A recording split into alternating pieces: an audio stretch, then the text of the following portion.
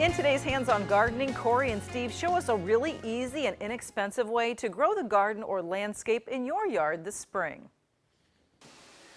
We are talking hardwood cuttings in today's Hands-on Gardening. I'm joined by Steve Hunzinger from the UW Extension Office. And Steve, taking cuttings from existing plants and shrubs in your yard is probably the best and cheapest way to kind of add to the landscape. They really can, and what we're talking about is just perennial plants that are out there in our landscape, taking a section of them, transplanting them out. Okay, hydrangea would be a good example. Hydrangea, dogwood are some that we have here today, and the process is fairly simple. Okay, how do you do it? Well, really we're taking a plant from last year's growth, that section of it, we're making a straight cut across the bottom of the plant, and then we're counting nodes, and we're looking at 4 to 5 nodes, and then we'll make an angle cut at the top to make sure that we orient ourselves and know which direction we're working with. Yeah, the flat cut will actually be the planted end, and the angled top tells you it's the top of the stalk. That's right, because we want nutrients flowing in the right direction.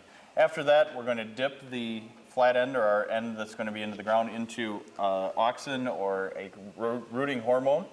We'll take those cuttings then and group them, bundle them, label them, put them into something like a perlite, which is just going to hold some moisture in a container for us so that we can go for about 6 to 8 weeks to get a callus to form on the bottom of the plant.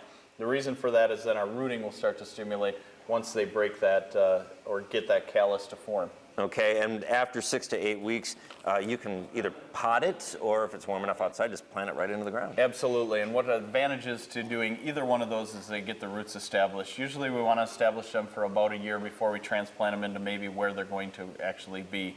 And the other thing to keep in mind is if we have grafted rootstock on some of our perennial plants that are in our landscape, be careful about taking cuttings off that, because the grafted root part may be very different than the top part, and you may not get a plant that's going to survive. Alrighty, beyond that though, it's a really cheap way to expand your landscape. Absolutely. That is today's Hands-on Gardening.